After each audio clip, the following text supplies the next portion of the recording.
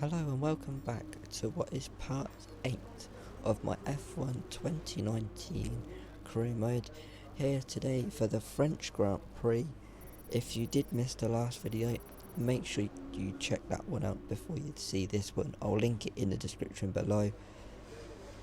That was a crazy episode. Obviously everything just went to pot. Editing wise, Monaco didn't work, but we did get Canada. So if you didn't see that one, see that before you see this one. But anyway, we're here in France, and our upgrades that we made in Canada have come. One of them that was the Aero one. The engine upgrade on the powertrain has failed, and we've got a few points to deal with that. So what we are going to do is, I'm just looking at the aero side, we're going to be doing the engine upgrade. We're going to redo it, so that should come in for the Austrian Grand Prix. And you can see at the weather, it's going to be cloudy in qualifying, but we have our first wet race on our hands as we go to qualifying. The circuit has rubbed it in with practice, but this is still a difficult session as our drivers fight for pole position. Welcome to qualifying for the French Grand Prix.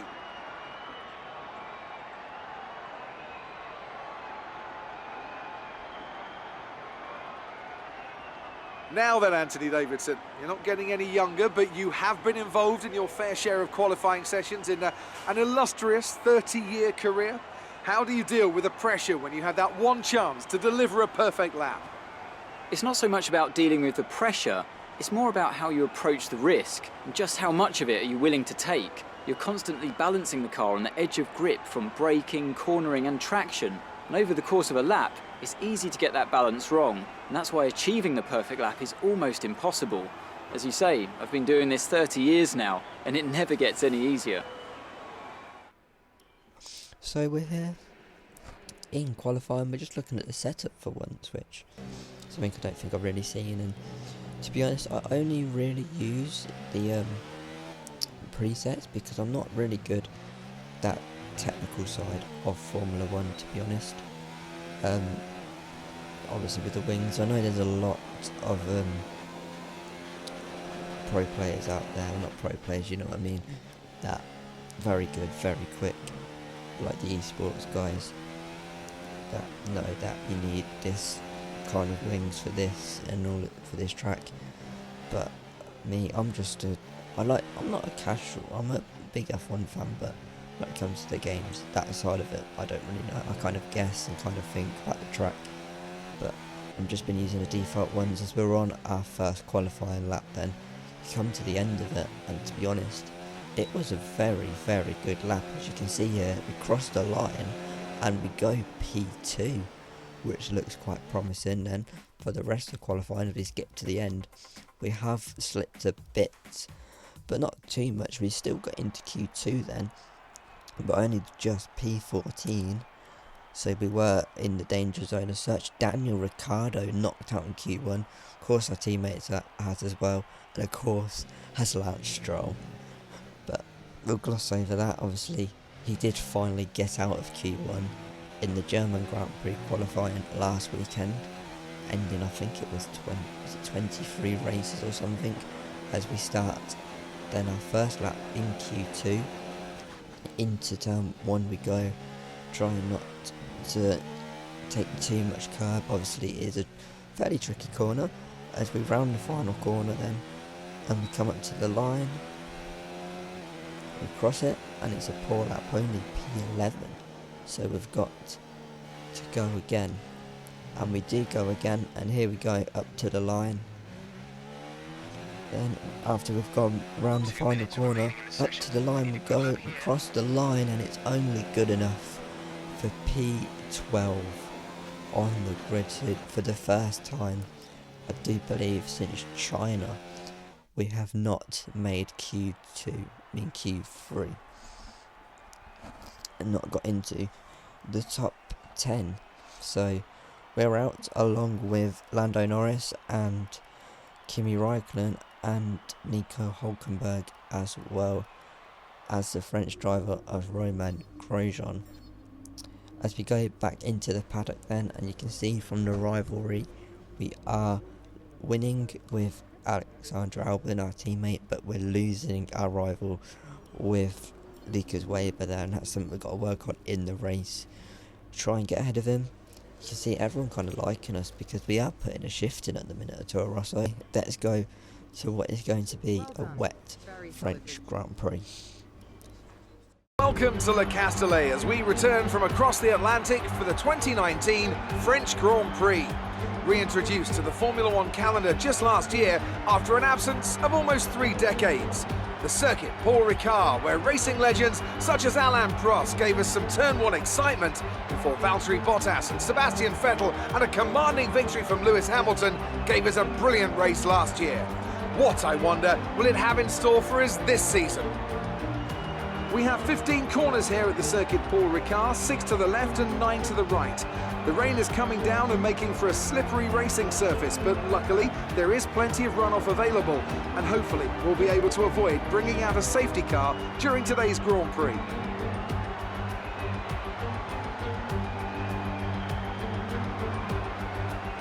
A warm welcome to Anthony Davidson, who's beside me in the commentary box today. Why don't we kick off by discussing Max Verstappen? Looks like they've got a tough race in store today, as grid penalties from changing power unit components has forced them further down the field. Everyone has to deal with penalties or reliability issues from time to time throughout their career. You just have to suck up the pain and get on with the job at hand. Today isn't about performing a miracle to put the car back where it should be. It's about effective damage limitation. With the race minutes away from starting, here's what today's grid rundown looks like. Sebastian Vettel will start on pole.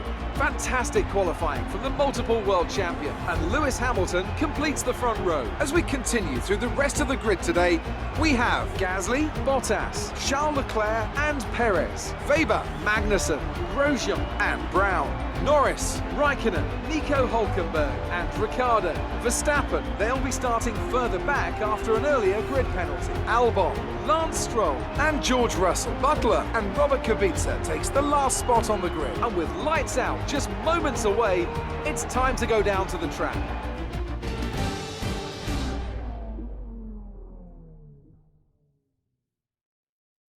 So then, a bit like Baku was, we've got penalties for Max Verstappen and Devon Butler, and one for Robert Kubica as well, which doesn't really affect us. But we are starting P10 then, after being promoted to, because of those penalties. But here we go then, it's lights out and away we go. The 2 championship contenders get away very, very well up front. It's Vettel v Hamilton into turn 1. Vettel's covered him off. There goes Pierre Gasly though, down the inside of Valtteri Bottas. We've got a goodish start, we're trying to get past Romain Grosjean then round his outside. He squeezes us out there. We've had to back out and we're now possibly coming under pressure from Lando Norris. But we are going to reapply that pressure to Romain Grosjean. Hopefully you saw that Lando Norris having a little look at us. We have a little look at Romain Grosjean now down the inside. I'm sure that corner has a name, not sure which one it is. I think it's turn 6 or 7 there. If we go around the long right hander now onto the long back straight then, which would be the DRS straight, but unfortunately not today. This race wet from start to finish, as here comes Lando Norris down our inside. We do just about get ahead of him, as Max Verstappen then is making slight progress. I think he's on the back of Nico Hülkenberg in the Renault. As they cross the line, as they come up then the second straight, it was Vettel by Hamilton, by Gasly, by Bottas, by Leclerc. We'll see that again in just a second, as here come the final few through that flat right hander, which would be flat in the drive course. But here the leaders come then, it's Vettel by Hamilton, by Pierre Gasly in that Red Bull, by Valtteri Bottas, then it's Charles Leclerc, and then surprisingly in the Racing Point it is Sergio Perez. So he's had a mighty start. I'm not sure where he started. You have to go back, watch the video, watch the starting grid again to find that one out. But he's got behind him Lucas Weber in the Alfa Romeo, who we're gunning for. Obviously we need to beat him because we're losing him in the rivalry. But here we come then on the hearse of Romain Grosjean at his home Grand Prix. round his outside, we go at turn 1, he's still there going into turn 2, but we manage to squeeze him out, and we do take what is P9 then. As we're now on the back of Kevin Magnussen, so we didn't actually make any positions at the start. It was more about keeping the car in a straight line, to be honest, at the start.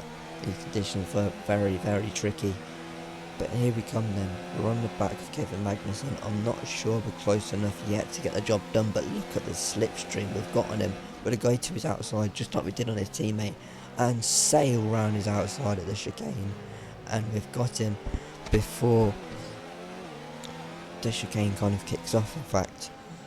But here we come then, a lap later, you can see Pierre Gasly, he was in P3 on the podium, has retired from his home Grand Prix, as we watch as Perez and Weber go past, but we picked here on lap 10 for our first stop of the day.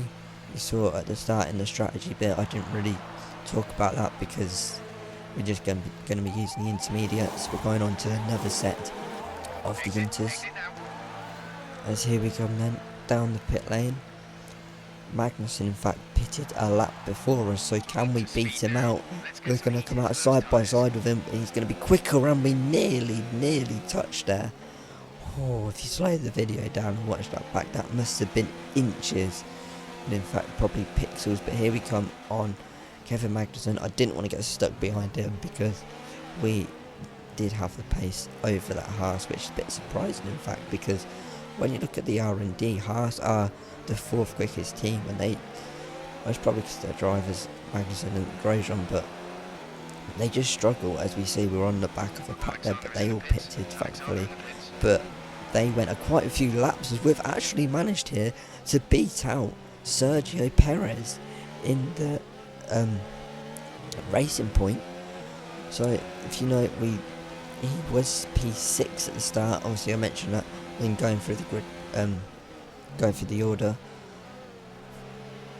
So we've actually jumped a couple of cars. So we've jumped Lucas Weber as well, in fact, I think, when he comes out of the pits.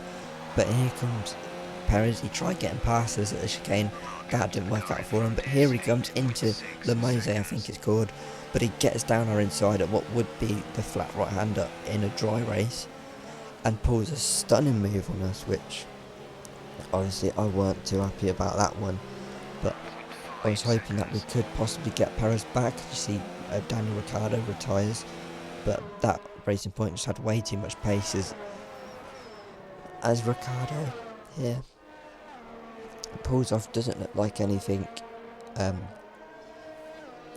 engine related, looks more electrical, unlike the German Grand Prix where we had that massive engine failure.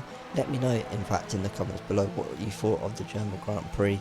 I'm thinking of possibly doing a review of the German Grand Prix as well as the Hungarian Grand Prix next Sunday, which will be my next video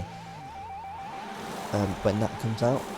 If that comes out, I don't know whether to do that instead of a career mode video, because since I've been doing YouTube, obviously this is only my 8th video, I've just been focusing on this F1 career. But if you want me to look elsewhere and do some other stuff on this channel, then let me know in the comments below. But we've beaten out Lance Stroll. He was already behind us, so we just got held up on this lap, to be honest. I was trying my hardest left, right and centre, a bit like China with the dive bombs, to try and get past our teammate, but I just couldn't. He actually, at one point, I think he actually pushed us off the track. I didn't show you that, unfortunately, in this video, but it wasn't a huge moment, it was just a little moment. He just pushed me off, and that annoyed me a little bit. But to be honest, that was the race. Obviously you can see here we're on the last lap. We just about caught Lando Norris. He had a great race, but that is a race, to be honest guys. It was more just me going around trying not to lose it. But yeah, that was the race.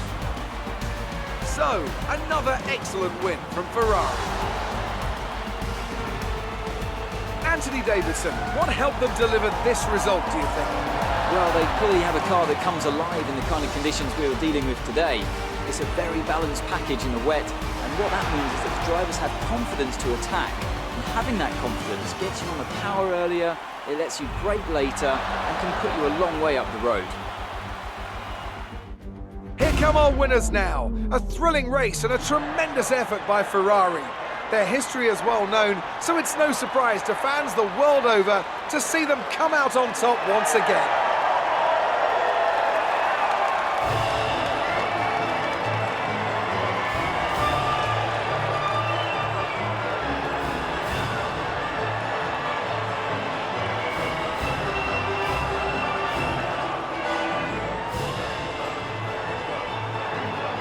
So then Sebastian Vettel takes the win in France. What was a dominant display by Sebastian Vettel. I think he led every single lap. Sergio Perez picking up a great P6 in that Racing Point. Obviously he was behind us at one point in that race. Fortunately we couldn't keep up with him once he got past us and kind of keep with pace with him. But in the constructors, that's 2 more points on the board, as well as the drivers also in the constructors, I should say rather. But let's go and talk to Claire. Let's have your take on it. That was a close race with Lucas. As former teammates, you must know each other's moves well. Yeah, it was a pretty good race with Lucas. Devon did much better in today's race than he did in qualifying. Were you expecting I'm not sure how he did in qualifying, but I just know he took a penalty, so yeah, I guess so. You're breaking all expectations. No secret.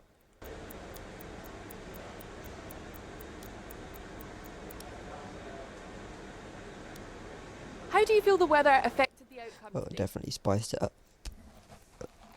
Definitely spiced it up. So the drivers struggling the wet, as we saw last weekend in Germany. Appreciate your time. So Claire, not asking us any stupid questions last time.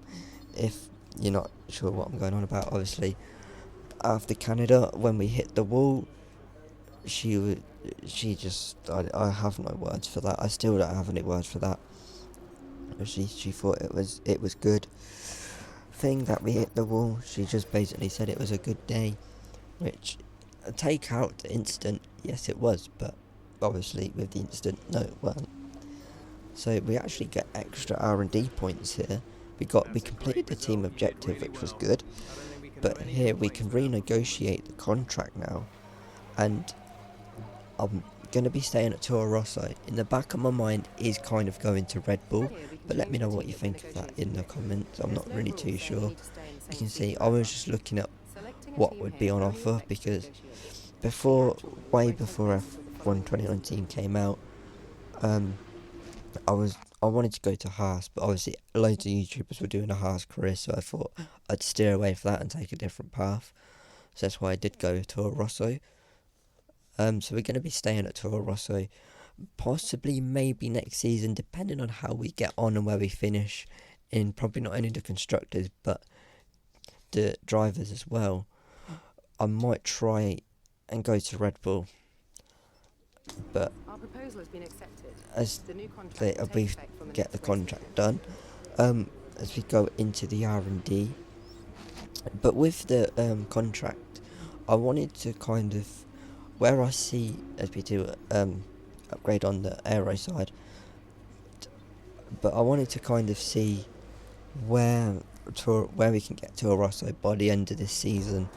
I wanted to see maybe we could get them to where Red Bull is. That's my kind of aim. If we can kind of put Toro Rosso in the kind of same bracket as Red Bull and kind of have Toro Rosso as a top 4 team, so we're just behind Red Bull, that would be kind of my aim, because it's very touch and go. We're right in the midfield. We need to kind of make some big gains to get out the midfield bracket, because we're still well off the top 3, but we're kind of inches. And something I've noted, because as I'm recording this video, I've just recorded Germany, so something that I've noticed is that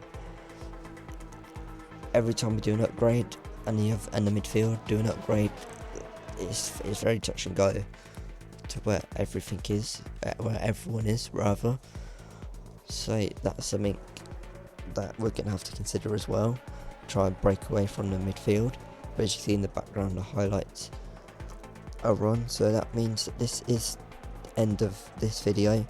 I'll be back in a couple of days with possibly a review of the Hungarian and German Grand Prix, or probably the more likely option, but maybe it might be the race review, but the more likely option will probably be the Austrian Grand Prix of what would be episode 9 of this career. But until then, goodbye.